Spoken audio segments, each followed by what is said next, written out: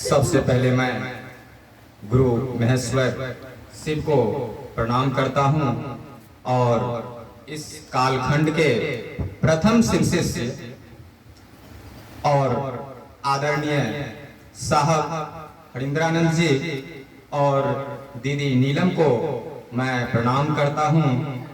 और सबसे मैं विशिष्ट रूप से इस आयोजन को जो करवाते हैं या जिसके भी मन में ऐसी बातें आती है कि हमें चर्चा करवाना है, मैं उनको भी दिल से प्रणाम करता हूं।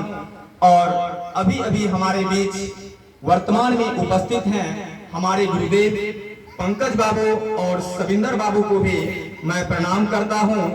और विशिष्टता के प्रति हम कह सकते हैं कि इस मंडली ग्रुप को, इस टीम के ग्रुप को कि जो कि आप अपना कीमती वक्त निकालकर हम लोगों के बीच उपस्थित होते हैं। आप कहां से आते हैं, काफी दूर से चलकर आते हैं और बहुत अधिक समय देते हैं। हम कह सकते हैं कि आप रात जाते जाते 12 बज ही जाते होंगे। तो मैं इनके लिए, और सबसे खास बात यह है कि आप निस्वार्थ भाव से हम लोगों के बीच चर्चा करने के लिए आते हैं, जरा सा भी आप स्वार्थ नहीं रखते हैं। इसके लिए मैं आप लोगों को न केवल प्रणाम ही करता हूं बल्कि धन्यवाद भी देता हूं। और जैसा कि हम लोगों को अपनी माता पिता से संस्कार मिला है, तो हम इतना तो जरूर कहना चाहेंगे एक शेर के माध्यम से कि कहते हैं कि फलक पर जितने चांद और सितारे होते हैं, सबका सब आपका एहतराम करते हैं। और इस चर्चा स्थल पर पधारे हुए हम तमाम लोगों का झुककर प्रणाम करते हैं। आज काफी खुशी की बात है कि इस चर्चा का आयोजन रखा गया है और हम लोग यहाँ पर जितने लोग उपस्थित हैं उनमें से बहुत सारे लोग ऐसे हैं जो कि शिव को अपना गुरु बना लिए हैं और बहुत सारे लोग ऐसे भी हैं जो कि प्रतीक्षा कर रहे हैं, यानी कि अपने आप को वेटिंग लिस्ट में डाले हुए हैं कि हम शिव को गुरु बनाएंगे, हमें भी मौका मिलेगा।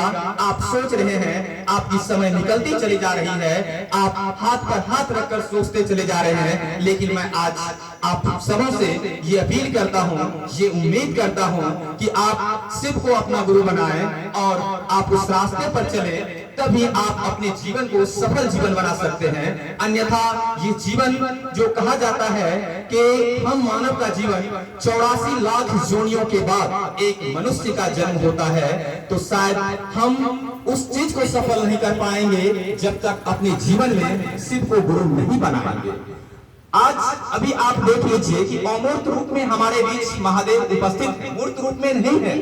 यदि अमूर्त रूप में उपस्थित हैं तो इतनी सारी भीड़ लगी। यदि काश हम लोगों के बीच महादेव मूर्त रूप में उपस्थित होते तो शायद ये यहाँ पर लाइनें, लंबी लंबी लाइनें लग जाती, बैठने का जगह नहीं मिलता, बड़े बड़े पंडालों की आवश्यकता होती। खैर, मेरा मकसद ये नहीं है इस आयोजन स्थल पर आकर कि भीड़ को जमा करना, एक भीड़ को इकट्ठा करना, और शिव चर्चा का ये उद्देश्य नहीं होता। शिव चर्चा का ये उद्देश्य होता है कि सूरत बदलनी चाहिए। आपकी यहाँ की आयोजन स्थल जो है इसके प्रति आपकी लगाव बदलनी चाहिए। आपका लगाव कितना है, तो हम कहते हैं कि सूरत बदलनी चाहिए। और आपके दिल में ही सही, मेरे दिल में ही सही, लेकिन शिव शिष्या की आग जलनी चाहिए, शिव शिष्या की आग जलनी चाहिए। अब बात ये आती है कि सब लोग कहते हैं कि महादेव को गुरु बना लीजिए, महादेव को गुरु बना लीजिए। भाई हम बनाएंगे कैसे? मुझे कुछ तो रास्ता पता होना चाहिए। ऐसे केवल कहने से नहीं होता है, आप उसको रास्ता बताइए, रास्ता दिखाइए, तभी कुछ हो पाना संभव है। बिना आप योजना का, बिना आप प्लानिंग का कुछ भी काम करते हैं जीवन में तो उसमें भटकाव की स्थिति उत्पन्न होना तय है। जितने अच्छे तरीके से आप कर सकते हैं उतने अच्छे तरीके से आप नहीं कर पाएंगे। इसलिए हमारे विधाताओं में तीन सूत्र को मानित किया गया है, नामांकित किया गया है। कहा गया है कि आप यदि उस तीन सूत्र पर चलते हैं तो अपने आप को सफल घोषित कर पाएंगे, अन्यथा बिना आप किसी भी नियम के, इस बिना सूत्र के माध्यम से अपने आप को जो सोच लेंगे कि हम शिव को गुरु बना लेंगे, शायद आप सोचते रह जाएंगे, आपकी समय बीतता चला जाएगा और आप शिव को गुरु नहीं बना पाएंगे। जिसमें कि पहला विधा में कहा गया है कि सबसे पहले आप गुरु से दया मांगो, यानी कि उसमें ये बातें अच्छी तरह से समझाई गई है कि हे शिव, मैं आपका शिष्य हूं, आप मेरे गुरु हैं, आप मुझ पर दया कीजिए। अब देखिए, इसके लाइन को एक एक करके तोड़िए, अर्थ बहुत है, मैं उतनी चर्चा नहीं करूंगा क्योंकि समय की भी अपनी एक बाध्यता होती है, इसलिए मैं थोड़ी सी इस लाइन को स्पष्ट करता हूं। जैसे ही कहते हैं कि हे शिव, मैं आपका शिष्य हूं, आप मेरे गुरु हैं, सिर्फ वो सिर्फ कहते हैं कि आप मेरे गुरु हैं और किसी के गुरु नहीं हैं। देखिए यहाँ पर स्वार्थ छिपी हुई है, काहे दूसरा का गुरु नहीं हो सकता है क्या? आप अपना गुरु क्यों बना रहे हैं? जैसे मैं एक छोटी सी कहानी के माध्यम से इसे समझाने का प्रयास कर रहा हूं। देखिए स्वार्थता कितनी छिपी हुई रहती है एक चर्चा में भी। इसको मैं एक कहानी के माध्यम से बिल्कुल ही स्पष्ट कर देना चाहता हूं कि आज के जमाने में, अभी के शासन व्यवस्था में हम लोगों को मुख्यमंत्री देखने के लिए मिलता है, प्रधानमंत्री को देखने के लिए मिलता है, हम लोग उसको देख पाते हैं। लेकिन आज से प्राचीन समय की यदि हम बात करें, इस सृष्टि जगत में जब सृष्टि का निर्माण हुआ था तो उस समय ना कोई मुख्यमंत्री हुआ करते थे, ना कोई प्रधानमंत्री हुआ करते थे, बल्कि राजा महाराजाओं का राज्य चला करते थे। तो उस समय क्या होता था कि राजा महाराजाओं का जब राज्य चलता था तो उसमें ये देखा गया कि एक ऐसा समय आ गया, एकाएक अपने राज्यों में, वहां की किसी एक राज्य में अकाल घोषित हो गया, यानी सुखाड़ घोषित हो गया। लोग दाने दाने को तरसते थे, खाने खाने को तरसते थे, वहां पर कुछ भी नहीं मिल पाता था। तब राजाओं ने अपने ऋषि मुनियों को, अपने विशेषज्ञों को हम कह सकते हैं, गुरुओं को बुलाया और कहा कि हे ऋषि मुनि, जरा सा आप देखिए कि हमारे राज्य में इतनी अकाल घोषित क्यों हो गई है, लोग खाने खाने को तरस रहे हैं, दाने दाने को तरस रहे हैं, ये सुखाड़ जो घोषित हो गई है, आखिर इससे हम कैसे निकल सकते हैं, इसका कुछ मुझे उपाय बताइए। तो उन ऋषि मुनियों ने राजाओं से कहा, इसका एकमात्र समाधान है कि सब लोग, आपके राज्य में एक कुआं है, उस कुआं में बोलिए सब लोगों को एक एक लोटा जाके दूध डाल दें, और सब लोग यदि एक एक लोटा जाके उस कुआं में दूध डाल देते हैं और कुआं दूध से लबालब भर जाएगा, तो आपके राज्य, और हो सकता है इतनी मेहनत करने के बाद आपके गुरु मान जाएं, आपके गुरु महादेव जो है वो मान जाएं और आपकी सारी समस्याएं का समाधान हो जाए और सारे लोगों का कष्ट दूर हो जाएगा। तो राजाओं का तो राज चलता था उस समय, और उन्होंने सबों को एक साथ एकत्रित कर लिया और सबों को अपने दरबार में बुलाया और सबों को कहा कि आप लोगों को अमुक तिथि को, अमुक दिन, अमुक टाइम में आप सबों को उस कुएं में एक एक लोटा दूध जाकर भर देना है, डाल देना है, ताकि हम सबों का समस्या का समाधान हो जाएगा। तो वही हुआ, जिस दिन उसे बुलाया गया, सारे लोगों ने एक एक लोटा में दूध हो, पानी हो, जो भी हो, लेकिन लंबी लंबी लाइनें, मीलों भर लाइनें लग चुकी थी, और उस कुएं में जाके डाला गया, पानी डाला गया या दूध डाला गया, जो भी हो, लेकिन राजा अपने ऊंचे महल पर से उसे देख रहा था। और अब अंतिम बारी आती है राजाओं को खुद अपने से दूध देने के लिए, और राजा जब अपने से लोटा में लेकर दूध डालने के लिए वहां पर जाते हैं तो राजा देखकर अवाक रह जाते हैं।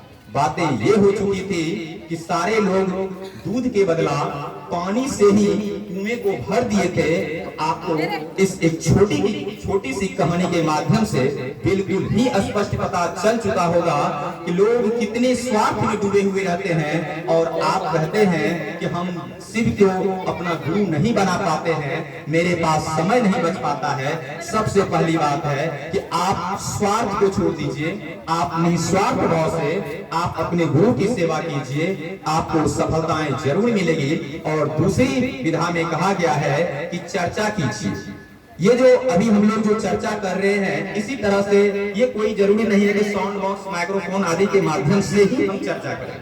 आप किसी भी माध्यम से, आप 2-4 व्यक्ति एकत्रित होकर भी, जैसे हम लोग समाज में आस पड़ोस में अपनी बातों को फैलाते हैं, उसी तरह से आप चर्चा कर सकते हैं।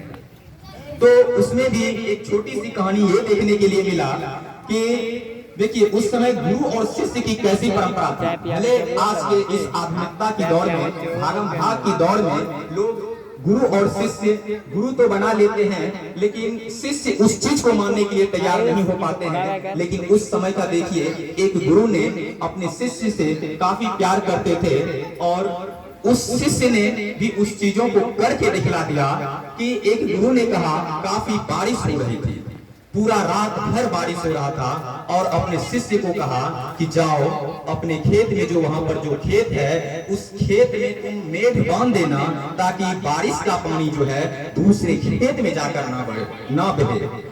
और उसके शिष्य जो हैं उनके बातों को मानते हुए रात के मध्य रात्रि में जाकर वहां पर पहुंच गए और पूरी रात बारिश में भीगते हुए अपने गुरु की बातों का पालन करने के लिए वहां पर बांध बांधे। लेकिन पानी इतनी अधिक भी, वर्षा इतनी अधिक भी कि उस बांध को वो नहीं संभाल पाए और अंतिम स्थिति में अपने गुरु का वचन निभाने के लिए उन्होंने क्या किया कि खुद स्वयं से ही उस बांध पर, उस मेढ़ पर लेट गया और उस पानी को रोक पाने में सफल हो पाया। लेकिन जब उसके गुरु आए, देखते हैं कि हम उसको अपने शिष्य को भेजे, पूरी रात बीतने चली है लेकिन अभी तक हम लोगों के बीच उपस्थित नहीं हो पाया है, हमारे शिष्य नहीं आए हैं, जरा देखते हैं क्या बात है। तो गया देखने के लिए, तो वो खुद से ही उस मेढ़ पर उस मूसलाधार बारिश में खुद स्वयं से ही लेटी हुई थी और उनसे पूछा कि तुम ऐसा क्यों की? तो शिष्य ने बताया, गुरु आपका बात मानना हमारे लिए कर्तव्य था, हमारा कर्तव्य था, आपके बातों को हम नकार नहीं सकते हैं, इसलिए मैंने, जब हमसे खुद से मेढ़ बांधा नहीं गया, बांध बांधा नहीं गया, तो हम खुद से अपने आप को सो गए ताकि पानी रुक जाए और आपकी बातों को, आप जो हमें जो कामों के लिए भेजे थे, मैं उसको सफल कर पाऊं और करके दिखलाया। और तीसरा विधा में हम लोग जानते हैं कि नमः शिवाय 108 बार करते हैं, जिसे कि आप प्रणाम के रूप में करते हैं, कि तीसरा विधा में हम लोग प्रणाम करते हैं।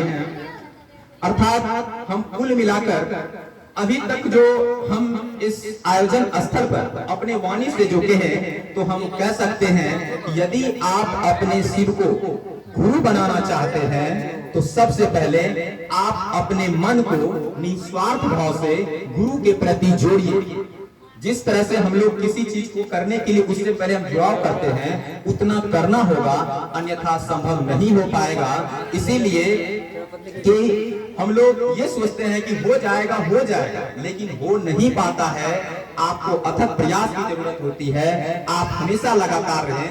लोग सब, खास करके ये सब हमारे समाज में हम कह सकते हैं कि रूढ़िवादी धारणाएं फैली हुई है, ये जन जन में घर कर गई है, कि भ्रांतियां फैली हुई है कि लोग क्या कहेंगे। कहता है कि लगता है कि शिव चर्चा, जो शिव लोग जो ये कहते हैं कि सबसे बेसी लागे पूरे घर में शिव चर्चा, बाबा शिव महादेव आ गए, ऐसा कुछ भी नहीं होता है। कहने वाले को कहने दीजिए, आपको जो करना है आप करते रहिए और आप जिस दिन शिव को गुरु बना लेंगे, आप अपनी सफलता की मुकाम पर पहुंच जाएंगे। शायद जो लोग आपको ताना मारते थे वो लोग आपको सलाम करेंगे, सम्मान करेंगे। फिर इस एक शेर के माध्यम से मैं फिर से प्रस्तुत करूंगा कि कहते हैं कि संघर्ष में आदमी अकेला होता है, सफलता में पूरी दुनिया उसके साथ होती है। कहते हैं कि संघर्ष में आदमी अकेला होता है, सफलता में पूरी दुनिया उसके साथ होती है। जिस पर ये जग हंसा है उसने इतिहास रचा है। इसलिए आप लोग इतना शिव के प्रति आप अपने समर्पित भाव को दिखा दीजिए कि इतिहास रचा चला जाए।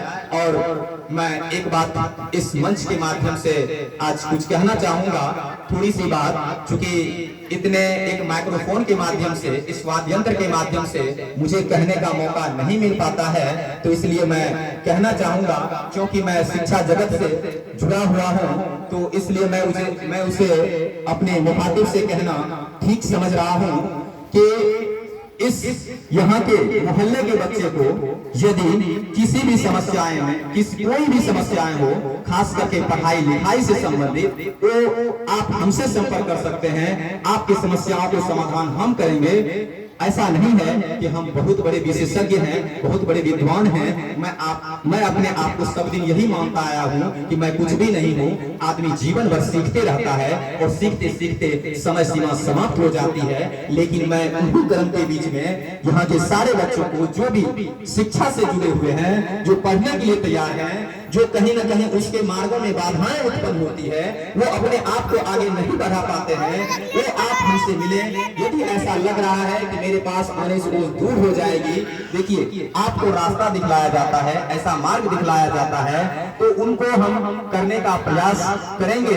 और खास करके लोग आज समाज में जो है शिक्षा का माहौल जो धीरे धीरे पिछड़ता चला जा रहा है, इसका मैं कहीं ना कहीं बहुत सारा कारण है, लेकिन एक कारण हम ये भी मानते हैं कि लोग तुरंत इनपुट के बाद आउटपुट सोचते हैं। जिस तरह से हम लोग यहाँ पर लाइट में स्विच दबाते हैं, सोचते हैं रोशनी की प्राप्ति हो जाए, लेकिन शिक्षा जगत के क्षेत्र में ऐसा नहीं होता है।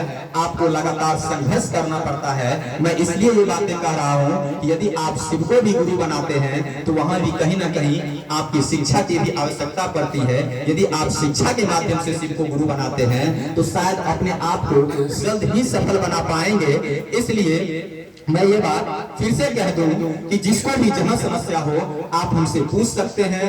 और तो इस शिक्षा जगत में इनपुट के बाद तुरंत आउटपुट की प्राप्ति नहीं सोचे। आप आज कुछ काम किए तो कल हमें फायदा हो जाएगा, इस क्षेत्र में ऐसा नहीं होता है। इसलिए आप लगातार आपको लगे रहना होगा। चूंकि मेरा एक सिद्धांत है, मानना है कि यदि आप एक साल में परिवर्तन चाहते हैं तो मकई का खेती करना प्रारंभ कर दीजिए। यदि आप एक साल में परिवर्तन चाहते हैं तो मकई का खेती प्रारंभ कीजिए। और यदि आप 10 साल में परिवर्तन चाहते हैं, 10 साल में अपने आप को लाभान्वित होना चाहते हैं तो शीशम का पेड़ लगाइए। और यदि आप युग युग तक, सदियों सदियों तक परिवर्तन चाहते हैं तो सबसे पहले अपने बच्चे को शिक्षा दीजिए, तभी आपका विकास हो पाएगा। नहीं तो आप अपने जीवन को जी नहीं सकते हैं, बल्कि काट सकते हैं। और मैं बता दूं कि शिक्षा का मतलब आप लोग ये ना समझे कि नौकरी प्राप्त करना ही शिक्षा होता है। आप वैसे लोगों से मिले जो कि आज नहीं भी है तो वो अपने आप को सफल जीवन महसूस कर रहे हैं। बस आज मैं अब इतना ही इस लाइनों के साथ, चूंकि समय की भी अपनी एक सीमा होती है, समय की भी अपनी एक पराकाष्ठा होती है, इसलिए मैं ज्यादा वक्त ना लेकर मैं अपनी वाणी को इतना ही कहकर विराम करता हूँ। सागर सागर महादेव।